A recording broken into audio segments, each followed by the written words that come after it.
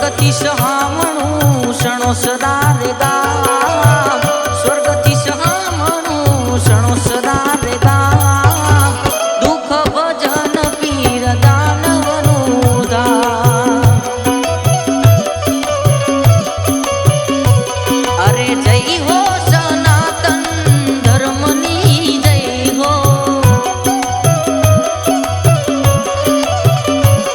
અરે જય હો સનાતન ધર્મની જય હો.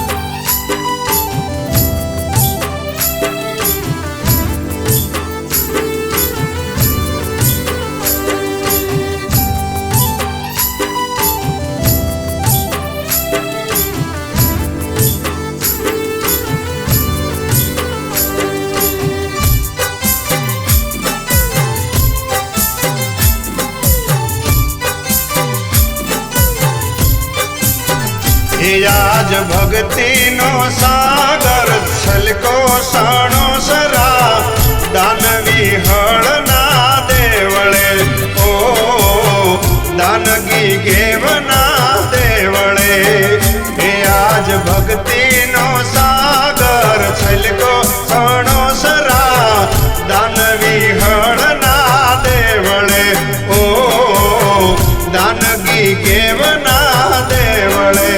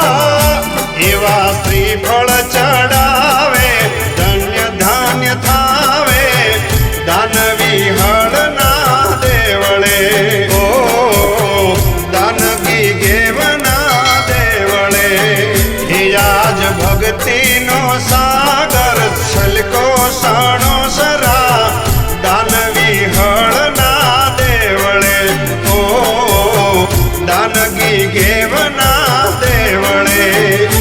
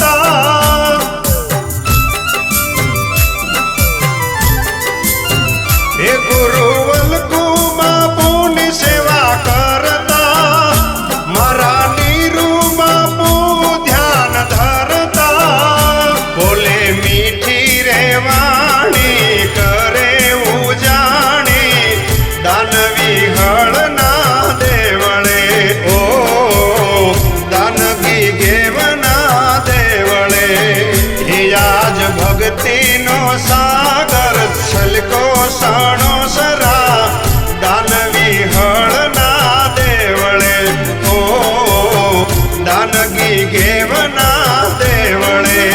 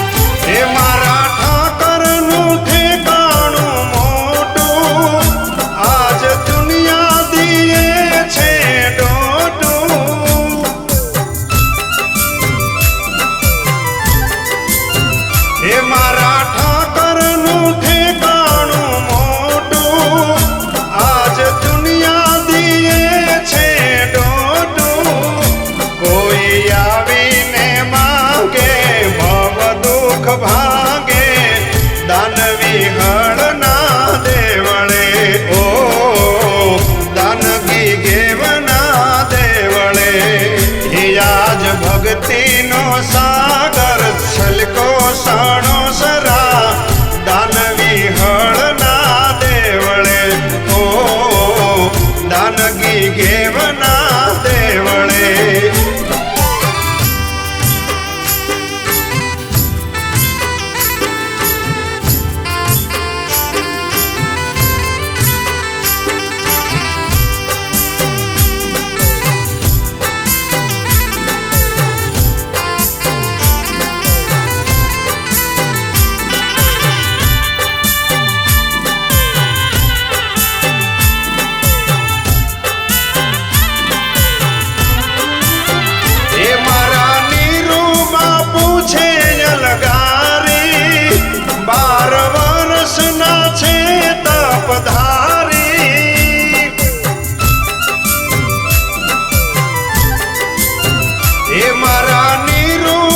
પૂછે અલગારી 12 વર્ષના છે તપધારી ગુણ સંતરામ ગાવે શીશ નમાવે દાનવી હળના દેવળે ઓ દાનગી ગેવના દેવળે આજ ભક્તિનો સાગર છલકો સણો સરા દાનવી હળના દેવળે ઓ દાનવી હળના દેવળે ઓ દાનગી ગેવના દેવળે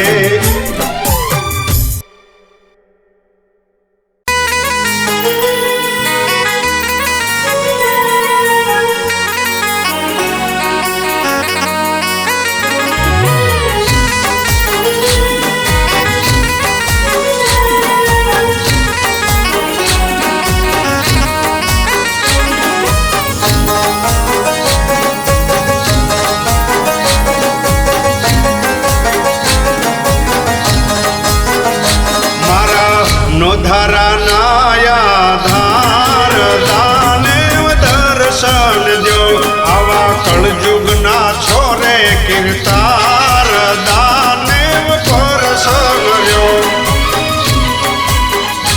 મારા નોધારાના ધાર દાનેવ દર્શન દો આવા કળજુગના છોરે કીર્તાર દાનેવ પરસન રહ્યો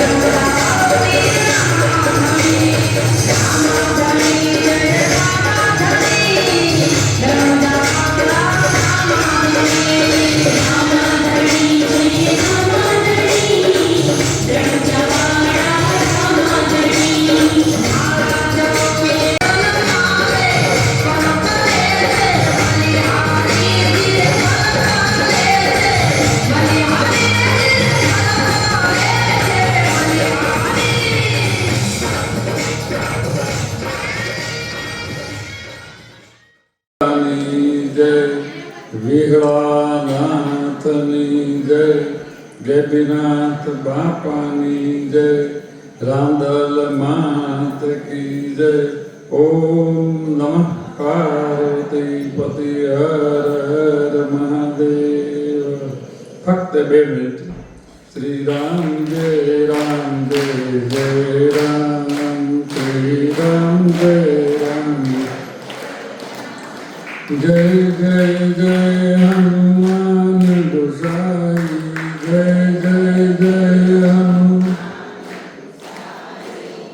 કૃપા કરો ગુરુદેવ કી નાઈ, કૃપા કરો ગુરુદેવ. શ્રી રામ જય રામ જય જય રામ, શ્રી રામ જય રામ. બોલે દ્વારકાધીશ કી જય. આજે આપણે રાંદલમાં 7મા કે 8મા કેટલામાં 7 મહિનામાં 7 ફેરી રાંદલ તેડ્યા. આપણે 12 ફેરી રાંદલ તેડવાના છે, પણ આમ તો રાંદલની ગોવણી 1 લોટે 13 હોય ને, એટલે આપણે એવું નક્કી કર્યું આજથી મેં કે આપણે 13 મહિનાના રાંદલ કરવી એટલે 13 ગોવણી થઈ ગઈ. હવે પછીના એટલા રાંદલ બાકી રહ્યા. 7 છે એટલે 8, 9, 10, 11, 12 અને 13, 6 મહિના હાલવાનું છે. મહિને રાંદલ આપણે રાખવાનું. મને એક સવાલ પૂછવામાં આવ્યો કે દર મહિને રાંદલ તેડવાનું શું આમ માધ્યમની પણ મને ખબર નથી, પણ મને એક વસ્તુ તો પાકી અનુભવ થાય છે કે તમે બધા બહેનો તો અહીંયા આવો છો વર્ષોથી, પણ નાના છોકરાઓ જે દીકરીઓ છોકરાઓ બધા આવે ને એને તમે જમાડો. ખાલી એક મુઠ્ઠી કળી ખાય છે, હું નજરે જોઉં છું. એક મુઠ્ઠીની અંદર બધું આવી જાય. એની અંદર થોડુંક અમથું જમી લે, પણ ભવિષ્યનો એક વિચાર કરજો કે એના હૃદયમાં એક નવો પડઘો પડે કે અમે આ દાન બાપુના આશ્રમમાં નાના હતા ને ત્યારે અમે રાંદલ તેડતા ને અમે ગૌણી તરીકે આવતા ને અહીંયા અમારા પગ ધોતા. પછી યાદ રાખે કે ફલાણા બેન મારા પગ ધોતા હતા, ફલાણા બેન પગ ધોતા હતા. એના મગજમાં ભલે ઓળખે નહીં, અને આ તો યુટ્યુબમાં ચડી જાય. પછી અમુક વર્ષે જ્યારે એની ઉંમર થાય ને જોવાની, ત્યારે એને ખ્યાલ આવે કે હું અવડી એવી હતી અને આશ્રમે ગઈ હતી અને મારા પગ ધોયા હતા. વિડીયો જોઈને ત્યારે ખબર પડે જો આ બેન મારા પગ ધોતા હતા. એ બેન ડોશી થઈ ગયા, તમે જુવાન થઈ ગયા, યાદ રહી જાય. એટલે પહેલું તો મારી દ્રષ્ટિએ જે છોકરા આપણે કોઈ પણ સંત છે ને, એક યાદ રાખજો, કોઈ પણ સંત હોય તે સાધુ હોય તે ફકીર હોય, જેટલા એ બાળકોને જમાડ્યા, મોટાને જમાડવાની રીત છે, પણ બાળકો રાજી થતા વ્યા જાય, છોકરા તે છોકરીઓ જેટલા એ જમાડ્યા ને એને બહુ સિદ્ધિ પ્રાપ્ત થયેલી. સિદ્ધિ કઈ પ્રકારની? સિદ્ધિ ઘણા પ્રકારની હોય. ઘણા એમ કે પૈસા આમ નીકળે, ઘણા કે આમ પૈસા વરસે, એ બધી સિદ્ધિ છે, પણ એ ભાગ્ય હોય તો મળે. પણ મને એટલી ખબર પડે કે એવી સિદ્ધિ પ્રાપ્ત થાય ને, તમે હરેરના પતરાવાળા ઉપાડતા હો, તમે લેતા હો, દેતા હો, બધી બહેનો આવી ગઈ. એ તો તમે સમજી લેજો કે તમે હેઠું કોઈનું નથી ઉપાડતા. રાંદલમાંની ગોવણી ઉઠ્યું, રાંદલમાંનું બટુક ભોજન જે નામે જમવા આવ્યા ને એને તમે પીરશો ને, પછી તમે પૂન કર્યું હોય ન કર્યું હોય. પણ મહાભારતનું એક રક્ષણ છે, કર્ણે આખી જિંદગી સોનું આપેલું દાનમાં. છેલ્લે જ્યારે એમ કેવા કર્ણને જ્યારે જવાનું સમય થયો, વ્યાઈ ગયા, પછી સ્વર્ગમાં એને કીધું પ્રભુ મને ભૂખ લાગી. ત્યારે કીધું તમે જે કર્યું હોય તમે જમવા મળે. અને આખરે એમ કહેવાય છે કે એને સોનાનું દાન કર્યું એટલે સોનું સામે મળ્યું. પછી કીધું કે આ થોડું પ્રભુ ખવાય? એ કે તમે કોઈને આંગળી સીંધેલી? ત્યારે કે હા. અને એ આંગળી જે સીંધી હતી એ આંગળી મોઢામાં રાખો એટલે તમને તૃપ્તિ થઈ જાય. આંગળી મોઢામાં રાખીને તૃપ્તિ થઈ ગઈ. પછી એને બીજો અવતાર એમ કહે છે કે શેઠ સગાળસારી છે, મેં સાંભળ્યું એટલે કે એનો અવતારી કરણ કહેવાય. એમ મારું કહેવાનું કે જો સગાળસાનો અવતાર થઈને પછી એને નિયમ લીધું કે સાધુને જમાડ્યા સિવાય જમવું નહીં. એમ આપણે અહીંયા કોઈ પીરસું હોય, દીકરીઓ તે કોઈ છોકરાઓને બૈરાઓ પીરસતા હોય ત્યારે સમજવાનું કે તમે તમારા હાથથી આપો ને, જો કરણે આંગળી સીધી તો એને તૃપ્તિ થઈ. તો તમે અંબાવત તમને ન કાંઈ મળે. પણ તમારા ભાગ્ય હોય ને તો તમે અહીંયા પીરસી શકો. એટલું યાદ રાખજો. આ ફળિયું છે ને એ દાન મહારાજ રામાપીર ને ઠાકરનું છે. આ ફળિયામાં એની ઈચ્છા હોય ને અને એની ઉપર તમારો ભાવ હોય, પ્રેમ હોય, અને જો લગાવ હોય ને તો આ ડેલામ ગરવા દે ને કરે ડેલામ ગરવા ન દે. યાદ રાખજો. કોઈ પણ વ્યક્તિ હોય, આમાં કોઈ જ્ઞાતિવાદ નથી કે પટેલ તે દરબાર તે કોણિત રજપૂત વાણંદ સાહેબ ઉતાર કોઈ નહીં. જ્યારે દાન બાપુ પ્રત્યે તમારો ભાવ હોય ને ત્યારે દાન બાપુ તમને એમ કે આવી જા, મારા આંગણે પીરસવાનું છે, આવી જા, તારે અહીં જમવાનું છે. નકર આપણે ઘણી ફેરી બહુ વટ રાખતા હોય ને તો શાસ્ત્રમાં કીધેલું કે ક્યારેક ક્યારેક આપણને ઘરના છોકરાએ ધક્કો મારે. આખી જિંદગી કઈ આપણે એવું ન મળે કે પાર ઉતરી ગયું. ક્યારેક જિંદગીમાં એવું બને કે મા બાપને દીકરા તે વહુ તે કોઈ ન ગણતા હોય. એક સમય એવો આવે કે હું તમને કહું બધાય ગણતા હોય ને આપણે કઈ એક્સિડન્ટ થયું હોય ને મેમરી વહી ગઈ હોય તો આંટ આવી ગયા તો આપણે બજારમાં ભીખ માંગતા હોય. આપણે કહેતા હોય મને ખાવાનું દો, મને આમ દો. એટલે બને ત્યાં સુધી સત્યને આસરવું. ગમે સત્સંગ કરો, ગમે ભજન કરો, પણ સત્યને નજીક રહો. અત્યારે કુંભ અવડો મોટો હાલે છે. હવે એમાં વિચાર કરો, દરરોજનું 1 કરોડ માણસ જાય છે ને આવે છે, અને છતાં ટિકિટ નથી મળતી. જે ટિકિટ 8,000 માં અહીંથી પ્લેનમાં ન જતા હતા એ ટિકિટ અત્યારે 80,000 પૂગી ગઈ. છતાં માણસો જાય જ છે, કુંભમાં સ્નાન કરવા જાય જ છે. શું કામ જાય છે? કાંસ છે. આપણે નથી ક્યાં એટલે આપણને નથી ખબર. પણ હું તો એમ કહું છું આમાંથી કોઈક જવાના છે. અમારે લાલભાઈ કે કોઈક બીજા છોકરા ઘણા નાના એ બધા બહેનો જવાના છે. હું તો કહું ભાગશાળી કહેવાય, તમે જઈ આવો. હું સત્ય બોલું, મારે જો નિયમ ન હોત ને તો આ મહાકુંભનું સ્નાન કરત. હા, મારી ઈચ્છા કરી. કારણ કે 100-150 વર્ષ પછી મહાકુંભ આવ્યો છે. ત્યારે આપ બધાને મારી ખાસ કરીને નમ્ર પ્રાર્થના કહો, વિનંતી કે સાધુ સંત છે ને એની આગળ અમુક સિદ્ધિ હોય છે, અમુક યોગ હોય છે, અમુક ભક્તિ હોય છે, અમુક જ્ઞાન હોય છે. તમે જોજો મોરારી બાપુ જેવી વ્યક્તિ તંબુએ જઈને બધાને પગે લાગે. જોજો વિડિયા જોજો. સામાન્ય સાધુ ધૂણો નાખીને બેઠો ને એને પગે લાગીને આમાં બે જાય ને 7 દિવસ એવા બધા વિડિયા જોજો. એને શું જરૂર છે? હાલો મોરારી બાપુ કે જવાનું જરૂર ન હોય કોઈ જગ્યાએ. રમેશ ઓઝા, જગતગુરુ શંકરાચાર્ય ને બીજા સંતો ને ત્રીજા બધાને પગે રાખતા હોય. તમે આખો રાતે બેઠા ને તો હમણાં આ જોવું. આપણે ન જાવી કઈ નહીં. કારણ કે સંતનો મહિમા છે કે ક્યારેક એની રજ ક્યારેક અડી જાય, ક્યારેક એનો આશીર્વાદ મળી જાય ને તો ભવ સુધરી જાય. અને એ સંત કોને કહેવાય કે 3 વસ્તુ એને ત્યાગેલી હોય.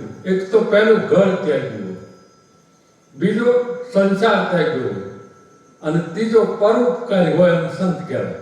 પરોપકાર કરતો હોય, એને કાંઈ લેવા દેવા નહીં. એવા હજારો લાખો તમે વિચાર તો કરો. આજે મને આપણે સોહિલભાઈ આવે છે ને દીકરાએ કીધું બાપુ 3 કલાક છે મેં લાઈનમાં છે, હજી શંકરાચાર્યનું દર્શન નથી થતા, કંઈ લાગુ થાય છે. મેં કીધું રવિ છે એક છોકરો, એને પૂછી દો, આપણે અહીંયા આવ્યો હતો, જો મેળ ખાય તો આવી જાય. મેળ આવી ગયો, દર્શન થઈ ગયા. ને બાને કે દર્શન થઈ ગયા. એમ મારું કહેવાનું આપને કે અવડી મોટી દુનિયા, અને હું તમને કોઈ 40 કરોડ માણસ ભેગું થતું હોય, એ કઈ શક્તિ વગર ભેગું થાય? ભક્તિ વગર ભેગું થાય? એક અમારે હું બોલું, જાહેર બોલું, એક સંતને કુંભનું પહેલું સ્નાન પૂરું થયું, બીજા સ્નાનને દિવસે આમ નામ ન દેવાય, આમ ટીવી ઉપર આવી ગયું. એમને હું તમને કહું 200 કરોડ રૂપિયા એક જ વ્યક્તિ દઈ ગયું. 200 કરોડ, 200 લાખ નહીં, એક જ વ્યક્તિ દઈને વિયો ગયો. એટલે મારું કહેવાનું આપ બધા જો સંતોને માનતા હો, સત્સંગમાં જતા હોય, ભજનમાં જતા હોય, કીર્તનમાં જતા હોય, તો એક સાધુ સંતનો મહિમા તો જાણો. તમને મજા આવશે. ભલે ન દો તો કાંઈ નહીં, ન જાઓ તો કાંઈ નહીં. એક વસ્તુ માની લો, તમે આ દાન બાપુને વર્ષો સુધી ન માનો તો દાન બાપુનું મંદિર અહીંથી ફરવાનું જ નથી. તમે માનો તો દાન બાપુનું મંદિર ફરવાનું નથી. ન માનો તોય ભલે, માનો તોય ભલે. તમને હૃદયમાં એવું થાય છે કે સલાળા હતાદારને પાળ્યા અને રણુજાનો ઠાકર અહીંયા બેઠો છે, મારા દર્શન પડખે ભાગ્યો જઈ શકું. નકર ઈ કાયમ ન આવી શકાય. એટલે આપ બધા જ્યારે બેઠા છો ત્યારે આપણે રાંદલ તો એક નિમિત્ત આપણે કર્યું છે, એટલા માટે આજ કુંભ હાલે છે એટલે એની વાત કરી. જો અનુકૂળતા હોય તો સ્નાન કરવા જજો, અને જે કોઈ અહીંથી કુંભમાં જાય ને એ મારા તરફથી, જે બેન જાય તે ભાઈ જાય, મારા તરફથી 500 રૂપિયા લેતા જજો. એ 500 મોટ પડે ને વાપરી નાખે. કારણ કે શું કામ, મને ખબર છે કે ગંગા જમુના અને સરસ્વતીનો જે હું તમને કહું ત્રિવેણી સંગમ થશે. હવે એક વિચાર કરો કે દુનિયાના તો દેશ પરદેશના નાવા આવે છે, પણ આપણો વડાપ્રધાન હોય તો એ નાવા જાય છે તમામ લોકો. કાંઈ માધ્યમ નહીં હોય, માધ્યમ છે. પછી ઘણા કહે કે મન સંગાતો કાઠોડમાં ગંગા તો લાવે કાઠોડમાં પાણી ભર્યું. એ મનનું કારણ છે. એટલે એ બધું મનના કારણ હોય ને એને કાંઈ ન મળે. કહેતા દૂધમાંથી કુળા કાઢ્યા, એ આને કાઢ્યા કહેવાય. એટલે આપ બધા જો અનુકૂળતા હોય ને તો જાજો, કુંભમાં જાજો, હરિદ્વાર જાજો. મેં તો દાન બાપુને જો તમે બધા સૌને પ્રાર્થના કરું કે હે પ્રભુ, હવે મારું આ નિયમ પૂરું થાય, 6 વર્ષ બાકી રહેશે, 5.5 વર્ષ હાથ થઈ ગયા, હાથ માલે. અને હવેના કુંભ જો થાય ને એમાં જો અડખે પડખે હોય ને તો આપણે ગણતરી છે કે એક દાન કુંભ મેળો કરી આવો. મારા ગુરુને મેં પૂછ્યું, બાપુ તમે કુંભ કરેલો તે કે 2 ફેરી. મેં કીધું હું તો રહી ગયો ને કુંભ કર્યા વગર. એટલે જવું જરૂરી જ છે. અને અમારા જો મહારાજજીના ભાગ્ય હોય તો કદાચ આ લાલભાઈ જાય છે ધારવાર ઉપાડતા જાય, થાય ધારવાર તો ગંગા સ્નાન તો આમ તો કરે પણ કુંભ થઈ જાય.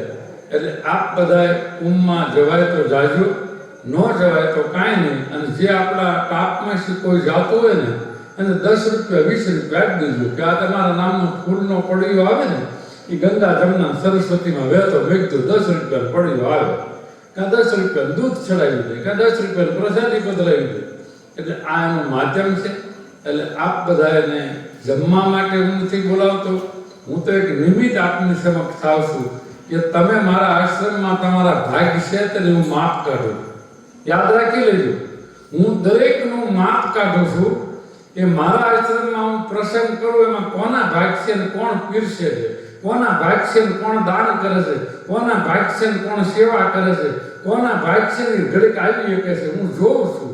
પછી મેં ઠાકરને કીધું, ઠાકર છે ને જેવું કરે ને એવું ફળ દેજો, જે જેની કરણી. એટલે આપને મફતમાં ખાલી આવો તો પૈસા કોઈ આ માગતું નથી, પ્રેમથી ખાલી આવો. અને દાન બાપુને હાજે કુવો ત્યારે કહેજો કે હે ઠાકર, તું સણોસરામાં જો આવીને બેઠો ને તારા આંગણે આવવાનો અમને મોકો તો દે.